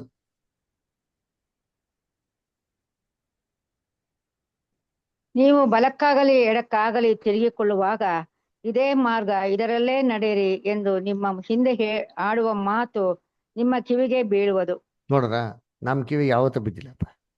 ಇಲ್ಲೇ ಹೋಗು, ಎಲ್ಲಿ ಹೋಗು, ಹಳ್ಳಕ್ಕೆ ಹೋಯ್ತೀನಿ ಎಲ್ಲ ಹೋಗಂತ ಯೋಚನೆ ಮಾಡ್ರಿ. ನಮ್ಮ ನಡಕ್ಕಾಗ್ಲಿ ಬಲಕ್ಕಾಗ್ಲಿ ನಡಿಬೇಕ್ರಿ, ಹಿಂಗೆ ಹೋಗು ಇದೇ ಮಾರ್ಗ ಅಂತ ನಮ್ಗೆ ಸೌಂಡ್ ಕೇಳಿಸ್ತದ? ಎಷ್ಟು ಜನ ಅಪೋಸಿಸ್ ಕೇಳಿಸ್ಕೊಳೈತೆ ಹೇಳ್ರಿ, ಯೋಚನೆ ಮಾಡ್ರಿ. ಯಾರು ಕೇಳಿಸಿದ್ಯಾ? ಎಲ್ಲ ಬ್ಯಾಬಿಲೋನ್ ಲಿಟ್ರ ತಗೊಂಡು ಹಿಂಗೆ ಹೋಗ್ತಾ ಇರ್ಬೇಕಾದ್ರೆ ನಿಂಗೆ ಒಂದು ಸೌಂಡ್ ಕೇಳಿಸ್ತದೆ. ಅದು ಹೇಳ್ತಾರೆ ನೋಡು, ದೇವ್ರು ಅದು ಹೇಳ್ತಾರೆ ನೋಡಪ್ಪ, ಅದು ಪವಿತ್ರಾತ್ಮ ನೋಡಿಯಪ್ಪ, ಲೆಫ್ಟ್ ನಡಿ, ಗಾಡಿ ತಗೋ ಲೆಫ್ಟಿಗೆ ಹೋಗೋ ಅನ್ನಂಗೆ ಅಲ್ವರಾ. ಆ ಥರ ಏನ್ರಿ, ಏನು ದೇವ್ರು ನಮ್ಗೇನು ಸೌಂಡ್ ಗಿನ್ನೆಲ್ಲ ಕೊಡಲ್ಲ. ಮತ್ತೇನಿದೆ ಅರ್ಥ? ನೀವು ಎಡಕ್ಕಾಗಲಿ ಬಲಕ್ಕಾಗಲಿ ಹೋಗ್ಬೇಕಾರೆ ಹಿಂದೆ ಏನು ಕೇಳಿಸ್ತಂತೆ, ಒಂದು ಒಂದು ಧ್ವನಿ ನಿಮಗೆ ಕೇಳಿಸ್ತದೆ. ಏನದು ಹಿಂದೆ ಧ್ವನಿ? ಹಿಂದೆ ಅಂದ್ರೆ ಏನು? ಹಿಂದೆ ಅಂದ್ರೆ ಏನು? ನಮ್ಮ ಹಿಂದೆ ಏನೈತೆ? ನಮ್ಮ ಹಿಂದೆ ನಿಮ್ಮ ಹಿಂದೆ ಏನಿದೆ ಅಂತಂದ್ರೆ ನೀವೇನು ಹೇಳ್ತೀರಾ? ನಮ್ಮ ಹಿಂದೆ ಏನಿದೆ ಅಂತ ನಾವೇನು ಹೇಳ್ತೀರಿ? ನಮ್ಮಿಂದ ನಮ್ ನೆರಳಿದೆ ಬ್ರದರ್. ಹಾ, ಅದರ ನಮ್ಮ ಹಿಂದೆ ನಮ್ಮ ನೆರಳಿದೆ ಅಂತ ಹೆಂಗ್ ಗೊತ್ತಾ ಅರ್ಥ? ನಮ್ಮ ಹಾ ಹೇಳ್ರಿ, ನಮ್ಮ ಜೀವನದಲ್ಲಿ ನಮ್ ಜೊತೆ ಅಂತ ಹೇಳ್ಬೋದು. ಹಾ, ನಮ್ಮ ಜೀವನದಲ್ಲಿ ಇರೋಂಥ ಇತಿಹಾಸ, ನಮ್ಮ ಪಾಸ್ಟ್, ನಮ್ಮ ಹಿಂದೆ, ಅದರ ನಮ್ಮ ಹಿಂದಕ್ಕೆ ಹೆಂಗಿದ್ರಿ, ಅದರ ಮುಂಚೆ ಹೆಂಗಿದ್ರಿ, ಅದರ ಆ ಮುಂಚೆಯಿಂದ ನಡ್ಕೊಂಡು ಇಲ್ಲಿವರೆಗೂ ಬಂದಿದ್ದೀರಾ? ಅನುಭವ ಇದೆಯಾ? ಆ ಮಾರ್ಗದೆಲ್ಲ ದೇವ್ರು ನಡೆಸಿದಾರಾ? ಅದರ ಆ ನಡೆಸುವಿಕೆಯಲ್ಲಿ ನಮ್ಗೇನಿದೆ? ಒಂದು ಧ್ವನಿ ನಮ್ಗೆ ಕೇಳ್ತದೆ. ಏನ್ ಕೇಳ್ತಾರೆ? ನೋಡಪ್ಪ ರಾಜು, ಇದೇ ತರ ಅನುಭವ ಎಷ್ಟೋ ವರ್ಷಗಳ ಮುಂಚೆ ನೀನ್ ನಡೆದಿಲ್ಲ, ಆ ಮಾರ್ಗದಲ್ಲಿ ಓದಿಲ್ಲ, ಅವಾಗೇನ್ ಡಿಸಿಷನ್ ತಗೊಂಡೆ ನೀನು? ಆ ಅವಾಗ ತಪ್ಪಾದ ಡಿಸಿಷನ್ ತಗೊಂಡೆ, ಅದರಿಂದ ಎಷ್ಟು ಅನುಭವಿಸ್ದೆ ನೀನು? ಓಹೋ, ಆವಾಗ ನೀನ್ ಹೆಂಗಿರ್ಬೇಕು ಇವಾಗ? ನೋಡು, ಇದೇ ತರ ಅನುಭವ ಇನ್ನೊಂದ್ಸತಿ ಬರ್ತೈತೆ, ನೀನ್ ಹೆಂಗಿರ್ಬೇಕು? ತುಂಬಾ ಎಚ್ಚರಿಕೆಯಿಂದಿರ್ಬೇಕು ಅಂತ ಒಂದು ಧ್ವನಿ ನಮ್ಮ ಜೀವಿತದ ಹಿಂದೆಯಿಂದ ನಮ್ಗೇನಾಗ್ತದೆ? ಕೇಳಿಸ್ತದೆ. ಅದೇ ತರ ಎಷ್ಟೋ ಒಂದು ನಿರ್ಧಾರಗಳನ್ನ, ಸರಿಯಾದ ನಿರ್ಧಾರಗಳನ್ನ ತಗೊಳ್ತೀವಿ. ಇದೇ ತರ ಇನ್ನೊಂದು ಸತಿ ಅನುಭವ ಬರ್ಬೇಕಾದ್ರೆ ನಮ್ಗೆ ಏನಿಸ್ತದೆ ಅವಾಗ? ನೋಡಪ್ಪ, ಆ ಟೈಮಲ್ಲಿ ಈ ತರ ನಿರ್ಧಾರ ತಗೊಂಡಿರೋದ್ರಿಂದ ದೇವ್ರು ನನ್ನ ಯಾವತ್ತೂ ಕೈ ಬಿಡ್ಲಿಲ್ಲ. ಹಂಗಾದ್ರೆ ಈ ಸಂದರ್ಭದಲ್ಲಿ ಕೂಡ ನಾನೇ ಮಾಡಬೇಕು?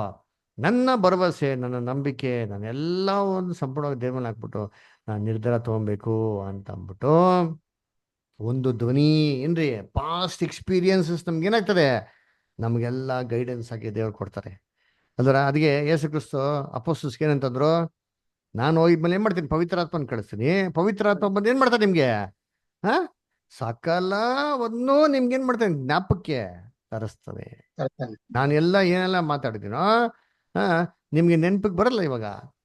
ಆದ್ರೆ ಪವಿತ್ರಾತ್ಮ ಕಳಿಸಿದ್ಮೇಲೆ ನಾನು ಮಾತಾಡಿದ್ದು ಎಲ್ಲವನ್ನೂ ನಿಮ್ ನೆನಪಿಗೆ ಬರ್ತದೆ ಅಂತಂದ್ರೆ. ಅದಕ್ಕೆ ಅಪೊಸ್ತಲರು ಎಲ್ಲ ಬುಕ್ ಕೊಡ್ತಾರೆ ಗೊತ್ತಾ? ಸುವಾರ್ತೆಗಳು ಹೆಂಗ್ ಬರ್ದವ್ರೆ? ಯೇಸು ಕ್ರಿಸ್ತು ನಿಂತು ಮಾತಾಡೋ ಥರನೇ ಬರ್ದವ್ರೆ. ಹೆಂಗ್ ಬರ್ದು ಇವೆಲ್ಲ? ಅವ್ರಿಗೆಲ್ಲವೂ ಜ್ಞಾಪನ ಇತ್ತಾ? ಪುಲ್ಲು ಎಂತ ಒಂದೊಂದು ಕಾಮ, ಪುಲ್ ಸ್ಟಾಪ್, ಪಾಯಿಂಟ್ ಎಲ್ಲ ಎಕ್ಸೆಟ್ರಾ ಎಲ್ಲ ಗೊತ್ತಿತ್ತ ಅಂದ್ರೆ ಇಲ್ಲ. ಹೆಂಗ್ ಗೊತ್ತಾಯ್ತಿವಲ್ಲ? ದೇವರು ಪವಿತ್ರಾತ್ಮ ಕೊಡ್ಬೇಕಾದ್ರೆ ಏನ್ರಿ ಎಲ್ಲ ಏನ್ರಿ ಜ್ಞಾಪಕ ಬರಂಗೆ ಶುರು ಆಯ್ತು ನೋಡಿ. ಅದರ ಹೆಂಗೆ? This is God's Holy Spirit. ಅದರ ಇದು ಹೇಗ್ ಮಾಡ್ತಾರೆ ಅಂತನ್ಬಿಟ್ಟು ಎಕ್ಸಾಕ್ಟ್ ಆಗಿ ಆಡಿಬಲ್ ಆಗಿ ಮಾತಾಡ್ತಾರ, ಒಂದು ದೇವತರ ಬಂದು ಮಾತಾಡ್ತಾರ ಅಂದ್ಬಿಟ್ಟು ಇದಕ್ಕೆ ಬೈಬಲಲ್ಲಿ ಆಧಾರಗಳು, ಪ್ರೂಫ್ಗಳು ಏನಿಲ್ಲ, ಏನೂ ಇಲ್ಲ. ಅದಕ್ಕೆ ನಾವು ಹೇಳೋದು, ಪವಿತ್ರಾತ್ಮ ದೇವರು ಅದ್ಭುತವಾದಂಥ ಒಂದು ಶಕ್ತಿ. ಈ ಶಕ್ತಿ ನಮ್ಮನ್ನೇನು ಮಾಡ್ತಂದ್ರೆ ಬಲಗೊಂಡು ನಮ್ಮನ್ನ ಕ್ರಿಸ್ತನ ಮಾರ್ಗದಲ್ಲಿ ಏನ್ ಮಾಡ್ತದೆ? ನಮ್ಮನ್ನ ನಡೆಸ್ತದೆ ಅಲ್ವರ. ಅದಕ್ಕೆ ನೋಡ್ಬೇಕಾರೆ ಏನ್ರಿ, ಇದು ಇನ್ವಿಸಿಬಲ್ ಗಡಿ ಅಂತ ಒಂದು ಕೆಲಸ, ಗಾಡ್ಸ್ ಗೈಡೆನ್ಸ್ ಅಲ್ವರ. ನೋಡಿ ಇನ್ನೀಗ ಇನ್ನೊಂದು ಇಲ್ಲಪ್ಪ, ಯೋಹಾನ 20ನೇ ಅಧ್ಯಾಯ. ಯೋಹಾನ 20ನೇ ಅಧ್ಯಾಯದಲ್ಲಿ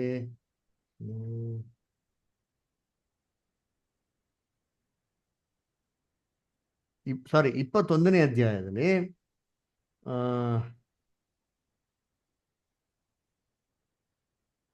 21-22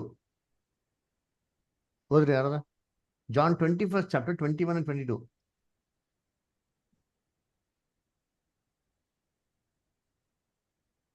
ಇವನನ್ನು ಪೇತ್ರನು ಕಂಡು ಯೇಸುವನ್ನು, ಸ್ವಾಮಿ, ಇವನ ವಿಷಯವೇನು ಎಂದು ಕೇಳಲು, ಯೇಸು ಅವನಿಗೆ, ನಾನು ಬರುವ ತನಕ ಇವನು ಇರಬೇಕೆಂದು ನನಗೆ ಮನಸ್ಸಿದ್ದರೆ ಅದು ನಿನಗೇನು, ನೀನು ನನ್ನನ್ನು ಹಿಂಬಾಲಿಸು ಎಂದು ಹೇಳಿದನು. ಆಮೇಲೆ ಆದರೆ ಇದರ ದೆಸೆಯಿಂದ ಆ ಶಿಷ್ಯನು ಸಾಯುವುದಿಲ್ಲವೆಂಬ ಮಾತು ಸಹೋದರಲ್ಲಿ ಹಬ್ಬಿತು.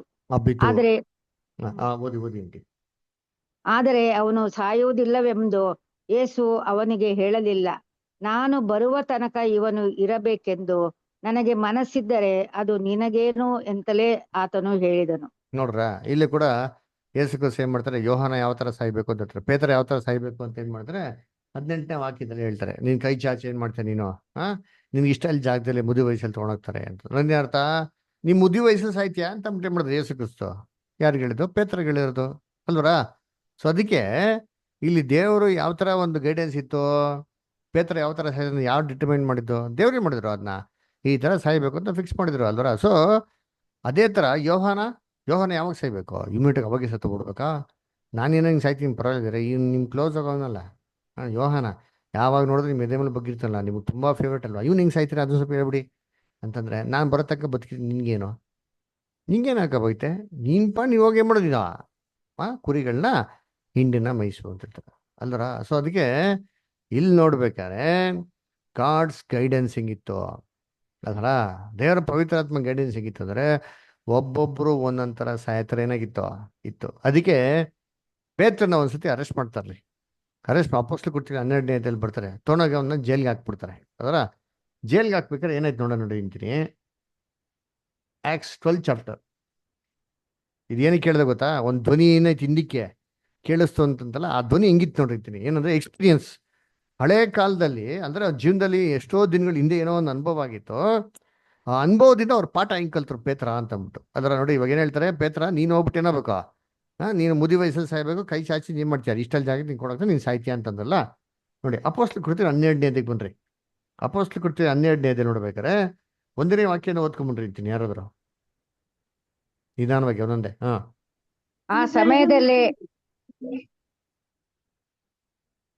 ಆ ಸಮಯದಲ್ಲಿ ಅರಸನಾದ ಹೇರೋದನು ಸೆರೆಯವರಲ್ಲಿ ಕೆಲವರನ್ನು ಹಿಂಸೆಪಡಿಸುವುದಕ್ಕೆ ಕೈ ಹಾಕಿ ಯೋಹಾನನ ಅಣ್ಣನಾದ ಯಾಕೋಬನನ್ನು ಕತ್ತಿಯಿಂದ ಕೊಲ್ಲಿಸಿದನು. ನೋಡ್ರ, ಯಾಕೋಬನ್ನ ಕತ್ತಿಯಿಂದ ಕೊಲ್ಸ್ಬಿಟ್ಟಂತೆ. ಆಮೇಲೆ ನೆಕ್ಸ್ಟ್, ಇದು ಯಹೂದ್ಯರಿಗೆ ಮೆಚ್ಚುಗೆಯಾಗಿದೆ ಎಂದು ನೋಡಿ ಅಷ್ಟಕ್ಕೆ ನಿಲ್ಲದೆ ಪೇತ್ರನನ್ನು ಹಿಡಿದನು.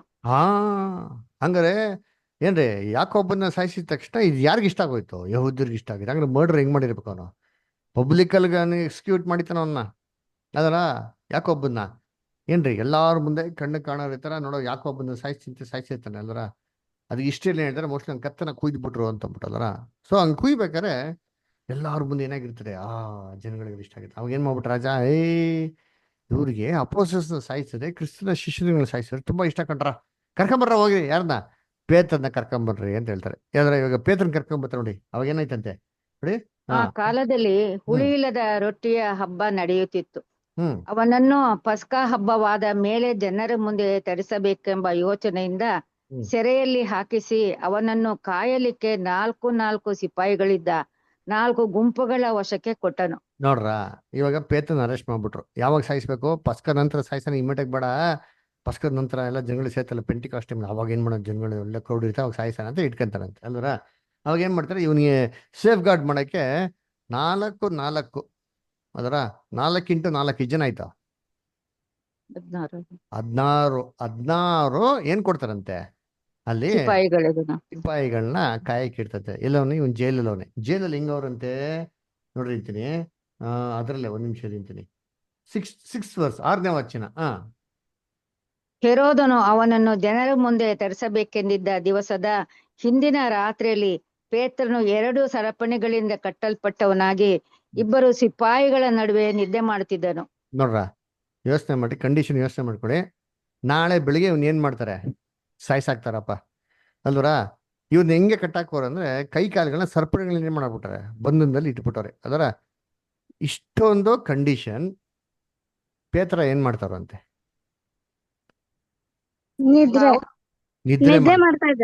ನಿದ್ರೆ ಮಾಡ್ತಾರೆ. ಇವಾಗ ನೀವೇನೋ ಇದ್ರ ನಿದ್ದೆ ಮಾಡ್ತೀರಾ? ಯೋಚನೆ ಮಾಡಿ, ನಿದ್ದೆ ಬರ್ತದ ನಮ್ಗೆ? ನಾಳೆ ಬೆಳಿಗ್ಗೆ ನೀವ್ ಸಾಯ್ತೀರಾ, ನಮ್ ಸತ್ತೋಯ್ತೀರಿ ಅಂತಂದ್ರೆ ನಮ್ದು ಹೆಂಗಿರ್ತಾರೆ ನಿದ್ದೆ? ನಿದ್ರೆನೇ ಬರಲ್ಲ ಅದರ. ಬೈದರ ಇದೇ ಹೊಡ್ಕೊಂತ ಇರ್ತದೆ ಅಲ್ವರ. ನಾವೆಲ್ಲರೂ ಒಂದ್ ಊರ್ಗ್ ಹೋಗ್ಬೇಕಾರೆ ನಮ್ಗೆ ರಾತ್ರಿ ಏನಾಗಲ್ಲ, ನಿದ್ದೆ ಬರಲ್ಲ. ಅಯ್ಯೋ 6 ಗಂಟೆ ಆಗೋಯ್ತು, ಅಯ್ಯೋ 6 ಗಂಟೆ ಆಗೋಯ್ತು, ಅಯ್ಯೋ ಆಗೋಯ್ತಾ, ಅಯ್ಯೋ ಜಲ್ದಿ ಹೋಗ್ಬೇಕಲ್ಲಪ್ಪ, ಲೇಟ್ ಆಗ್ಬಿಟ್ರೆ ನಮ್ಗೆ ಏನ್ ಮಾಡ್ತೀರಿ, ಇಷ್ಟೊಂದು ಟೆನ್ಷನ್ ಇರ್ತೀರಿ. ಸಾಯಂತ ಸ್ಥಿತಿಯಲ್ಲೂ ಕೂಡ ಪೇತ್ರ ಏನ್ ಮಾಡ್ತಾ ಇದ್ದಂತೆ, ಚೆನ್ನಾಗಿ ನಿದ್ದೆ ಮಾಡ್ತಾ ಇದ್ದಂತೆ. ನೋಡ್ರಿ ಹೆಂಗ್ ನಿದ್ದೆ ಮಾಡ್ತಾ ಇದ್ದಂತೆ, ಕಂಟಿನ್ಯೂ ಮಾಡಿ ಹಂಗೆ ನೆಕ್ಸ್ಟ್.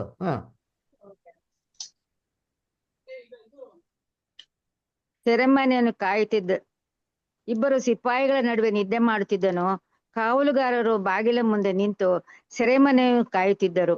ಪಕ್ಕನೆ ಕರ್ತನ ದೂತನು ಪೇತ್ರನೆದುರಿಗೆ ನಿಂತನು. ಅವನಿದ್ದ ಕೋಣೆಯಲ್ಲಿ ಬೆಳಕು ಹೊಳೆಯಿತು. ಅವನು ಪೇತ್ರನನ್ನು ಪಕ್ಕೆ ತಟ್ಟಿ ಎಬ್ಬಿಸಿ, ತಟ್ಟನೆ ಏಳು ಅಂದನು. ಹಾ ಆಗಲೇ ಅವನ ಸರಿ. ಇವಾಗ ಪೇತ್ರ ಏನ್ ಮಾಡ್ತಾರೆ? ನಿದ್ದೆ ಮಾಡ್ತಾರಂತೆ. ಯಾರು ಬಂದು ಎಬ್ಬಿಸಿದ್ರಂತೆ? ಸೈನಿಕರೆಲ್ಲ ಇದ್ದವ್ರೆ. ದೇವದೂತ ದೇವದೂತನು ಎಬ್ಬಿಸಿದ್ರು ಅಲ್ವರ? ದೂತ ಬಂದಿತ್ತ. ಹೆಂಗ್ ಎಬ್ಬಿಸಿದ್ರು ದೇವದೂತ? ಪಕ್ಕೆ ತಟ್ಟಿ ಪಕ್ಕೆ ತಟ್ಟಿ. ಅಲ್ಲ, ದೇವದೂತ ಬಂದ್ರೆ ಗೊತ್ತಾಗಲ್ವಾ? ಗೊತ್ತಾಗುತ್ತೆ. ಅಲ್ಲಿ ಹೆಂಗ್ ಬಂದದೆ? ದೇವದೂತ ಬಂದಿದ ತಕ್ಷಣ ರೂಮೇನೆ ಪ್ರಕಾಶ ಪ್ರಕಾಶ ಬಂತಂತೆ. ಯೋಚನೆ ಪ್ರಕಾಶ ಮಾಡಿ, ಬೆಳಕು. ರಾತ್ರಿ ಹೊತ್ತು ಮಲ್ಗಿರ್ತೀರಿ, ಸಡನ್ ಆಗಿ ಊರಿಂದ ಬಂದಾಗ ಮನೆ ಲೈಟ್ ಆನ್ ಮಾಡ್ದೆ ಮಾಡ್ತಾರೆ. ರೀ ಆಫ್ ಮಾಡ್ರಿ ಫಸ್ಟ್ ಲೈಟ್, ಹೌದು. ಅಪ್ಪ ಲೈಟ್ ಆಫ್ ಮಾಡಪ್ಪ. ಅವ್ರ ಕಣ್ಣಿಗೆ ಏನಿಲ್ಲ, ಯಾರೋ ಬಂದ್ರೆ ನಮ್ಮನೆಗೆ ಏನಾಗ್ತದೆ, ನಮ್ಗೆ ಒಂದ್ಸರಿ ಫೀಲ್ ಆಗ್ತಾರೆ. ಎಷ್ಟು ಗಾರ್ಡನ್ ನಿಂತಲ್ಲಿದ್ರು ಲೈಟ್ ತಕ್ಷಣ ಕಣ್ಣಿಗೆ ಆಗ್ತಾರೆ ಒಂಥರ. ಅಪೊಸ್ತಲ ಪೇತ್ರನಿಗೆ ದೇವದೂತ ಅಷ್ಟು ಪ್ರಕಾಶವಾಗಿ ಬಂದಿದ್ದು ಏನಾಗಿಲ್ಲ ಅವನ್ಗೆ? ಎಚ್ಚರ ಆಗಿಲ್ಲ. ಎಚ್ಚರಿಕೆ ಆಗಿಲ್ಲ. ಎಚ್ಚರ ಆಗ್ದಿರಾ ಅಷ್ಟು ಚೆನ್ನಾಗಿ ನಿದ್ದೆ ಮಾಡ್ತಾರ ಅಂದ್ರೆ ಏನ್ ಗೊತ್ತಾ ಅರ್ಥ? ಅವ್ರ ನಂಬಿಕೆ, ಅವ್ರ ವಿಶ್ವಾಸ ಕರ್ತನ ಮಾತು ಮೇಲೆ ಅಷ್ಟಿತ್ತು. ಏನ್ ಮಾತು? ನೀನು ವಯಸ್ಸಿರ್ಬೇಕಾರೆಲ್ಲ ಸಾಯಲ್ಲ, ವಯಸ್ಸಾದ್ಮೇಲೆ ಸಾಯ್ತೀಯಾ ಅಂತ ಯೇಸು ಕ್ರಿಸ್ತು ಹಿಂದೆ ಎಷ್ಟೋ ವರ್ಷಗಳ ಹಿಂದೆ ಒಂದು ಮಾತಾಡಿದ್ರೆ ಗೊತ್ತಾ? ಆ ಮಾತು ಪೇತ್ರನ್ಗೆ ಹೇಳ್ತು, ಇಗೋ ಇದೇ ದಾರಿ, ಎಡಕ್ಕಾಗಲಿ ಬಲಕ್ಕಾಗ್ಲಿ ಹೋಗ್ಬೇಕಾದ್ರೆ ಇದೇ ದಾರಿ ಅಂತ ಹೇಳ್ತಾರೆ ಅಂತ ಸದ್ದು ಯಾರ ಕಿವಿಗೆ ಬಿದ್ದಿತ್ತು? ಪೇತ್ರನಿಗೆ ಬಿದ್ದಿತ್ತು. ಪೇತ್ರನ್ ಯಾರಾಡ್ ಅರೆಸ್ಟ್ ಮಾಡಿದ್ರು ನನ್ನ ಮುಟ್ಟಕ್ ಸಾಧ್ಯ ಇಲ್ಲ. ಸೀಸರ್ ಅರೆಸ್ಟ್ ಮಾಡಿದ್ರು, ಯಾರು ನನ್ನ ಮುಟ್ಟಕ್ ಸಾಧ್ಯ ಇಲ್ಲ. ದೇವ್ರ ಪರ್ಮಿಷನ್ ಇಲ್ದ್ರ, ದೇವ್ರ ಆತನ ಚಿತ್ತದಲ್ಲಿ ನಾನು ಮುದಿ ವಯಸ್ಸಲ್ಲಿ ಸಾಯ್ಬೇಕು ಅಂತ ಡಿಟರ್ಮೈನ್ ಮಾಡಿರ್ಬೇಕಾರೆ, ಡಿಸೈಡ್ ಮಾಡಿರ್ಬೇಕಾರೆ ಯಾರು ನನ್ನ ಮುಟ್ಟಕ್ ಸಾಧ್ಯ ಇಲ್ಲ ಅಂದ್ಬಿಟ್ಟು ಈ ಧ್ವನಿ ಅವನ ಕಿವಿಗೆ ಹೆಂಗಿತ್ತಂತೆ? ಒಂದು ಒಳ್ಳೆ ಧೈರ್ಯ ಮಾತು ಕೊಡ್ತು. ಇದೇ ತರ ನಮ್ಮ ಜೀವನದಲ್ಲಿ ಎಷ್ಟೋ ಒಂದು ಅನುಭವಗಳು, ಅದರ ಪಾಸ್ಟ್ ಎಕ್ಸ್ಪೀರಿಯನ್ಸಸ್ಗಳಿರ್ತಾವಲ್ಲ, ಅದಿಂಗಿದೆ ಎಕ್ಸ್ಪೀರಿಯನ್ಸಸ್. ಏನ್ರಿ ಸ್ಟ್ರೆಂತ್, ಈ ಮಿಸ್ಟೇಕ್ ಮಾಡ್ಬಿಟ್ಟೆ ನೋಡಪ್ಪ, ಇನ್ನೊಂದ್ಸತಿ ಆ ಲೈಫಲ್ಲಿ ಆ ತಪ್ಪು ನಾವು ಯಾತನ್ ಮಾಡೋದು, ರಿಪೀಟ್ ಮಾಡಬಾರ್ದು ಅಂತ ಮೈಂಡಲ್ಲಿ ಏನಾಗ್ತಾ ಇರ್ತದೆ ನಮಗೆ? ಹೊಳಿತಾ ಇರ್ತದೆ. ಇದೇ ಥರ ಫಿಲಿಪ್ಪನ್ಗೆ ದೇವರ ವಾಕ್ಯನ ವಿಟ್ನೆಸ್ ಮಾಡಬೇಕಾರೆ ಏನಾಗಿತ್ತು ಅಂದರೆ, ಅವನು ಏಷಾಯ ಪುಸ್ತಕನ ಓದ್ತಾ ಇರ್ಬೇಕಾರೆ ಏನಾಯ್ತಂತೆ? ಇವನು ಏಷಾಯ ಪುಸ್ತಕ ಓದ್ತಾವನೆ, ಅವನ ಹತ್ರಕ್ಕೆ ಹೋಗೋಣ ಅಂತ ಏನಾಗಿದೆ ಅವಾಗ? ಅಲ್ಲಿ ಒಂದು ಅಂದರೆ ಅವನಿಗೆ ಮನಸ್ಸು ಬಂದಿದೆ. ಆ ಮನಸ್ಸನ್ನು ಕೊಟ್ಟಿದ್ದು ಯಾರು ಅಂತಂದ್ರೆ ತಂದೆಯ ದೇವರು ತನ್ನ ಪವಿತ್ರಾತ್ಮ ಮುಖಾಂತರ ಮಾಡಿಕೊಟ್ಟ. ಇವಾಗ ಎಕ್ಸಾಂಪಲ್, ಇವಾಗ ಟ್ರೈನ್ ಹೋಗ್ತಾ ಇರ್ತೀರಿಪ್ಪ ಅಲ್ವರ, ಯಾರೋ ಅವರು ಬೈಬಲ್ ಓದ್ತಾ ಇರ್ತಾರೆ. ನಿಮ್ಗೆ ಏನಿಸ್ತದೆ ಬೈಬಲ್ ಓದ್ತಾ ಅಂದಿದ ತಕ್ಷಣ? ಇವ್ರನ್ನು ನಮ್ಮರೇ ಇರ್ಬೋದು. ಖುಷಿ ಆಗುತ್ತೆ. ಇವ್ರು ಯಾರೋ ಕ್ರಿಶ್ಚಿಯನ್ಸು, ಏನ್ ಮಾಡೋಣ ಅವ್ರಿಗೆ ಹೋಗ್ಬಿಟ್ಟು ಮಾತಾಡ್ಸೋಣ ಅನ್ಸ್ತದ ಇಲ್ವಾ?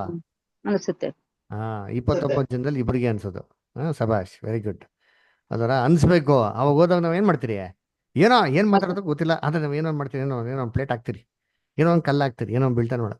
ಇದೇ ತರ ಅವ್ನು ಏನಾಗಿರ್ಬೇಕು? ಪ್ರೇರಣೆ ಆಗಿರ್ಬೇಕು ಅಲ್ವಾ? ಅದಕ್ಕೆ ನೀವು ಓದ್ತಿರೋದು ಏನಪ್ಪ ಪುಸ್ತಕ? ಎಷ್ಟು ಓದ್ತಿದ್ಯಾ? ಅರ್ಥ ಆಯ್ತಾ? ಅರ್ಥ ಆಗಿಲ್ವಾ? ಬಾ ಎಕ್ಸ್ಪ್ಲೇನ್ ಮಾಡ್ತೀನಿ. That was A chance. ಅದರ ಆ ರೀತಿ ಪವಿತ್ರಾತ್ಮ ಪ್ರೇರಣೆ ಏನಾಗಿದೆ ಮಾಡಿ. ಅದರ ಅದನ್ನ ನೋಡ್ಬೇಕಾದ್ರೆ ಕರ್ತನಲ್ಲಿ ಬಿಟ್ಟರೆ ಇದೆಲ್ಲ ತಗೊಂಡ್ಬಿಟ್ಟು ಪವಿತ್ರಾತ್ಮ ಒಂದು ವ್ಯಕ್ತಿ ನಮ್ಮ ಕಿವಿಯಲ್ಲಿ ಬಂದು ಮಾತಾಡ್ತಾನೆ, ಅದರ ನಮ್ಮ ಹತ್ರ ಬಂದು ಮಾತಾಡ್ತಾರೆ, ಇವೆಲ್ಲ ಬಂದ್ಬಿಟ್ಟು ಕತೆಗಳು. ಬೈಬಲ್ನ ಸರಿಯತಿಲ್ಲ ಅರ್ಥ ಮಾಡ್ಕೊಂಡ್ರೆ ಅದೇನು ನಮ್ ಕ್ಲೀನಾಗೆ ನಮಗೆ ಅದೊಂದು ಸೂಪರ್ ಗೈಡೆನ್ಸ್ ಆಗಿದೆ. ಓಕೆನಾ? ಸರಿ, ನಾವು ಇಲ್ಲಿ ನಿಲ್ಸೋಣ. ನೆಕ್ಸ್ಟ್ ವೀಕು ಕಂಟಿನ್ಯೂ ಮಾಡೋಣ. ಓಕೆನಾ? ಸರಿ, ದೇವರು ಈ ವಾಕ್ಯಗಳನ್ನ ಆಶೀರ್ವದಿಸ್ಲಿ. ಸೊ ಏನೋ ಡೌಟ್ಸ್, ಏನೋ ಕ್ವಶನ್ಸ್ ಏನೋ ಇದೆಯಾ? ಇಲ್ಲ ಬ್ರದರ್. ಸರಿ, ಓಕೆ. ಹಂಗಾರೆ ಏನೋ ಡೌಟ್ಸ್, ಏನೋ ಕ್ವಶನ್ಸ್ ಏನಿಲ್ಲ. ಸರಿ, ಕೊನೆ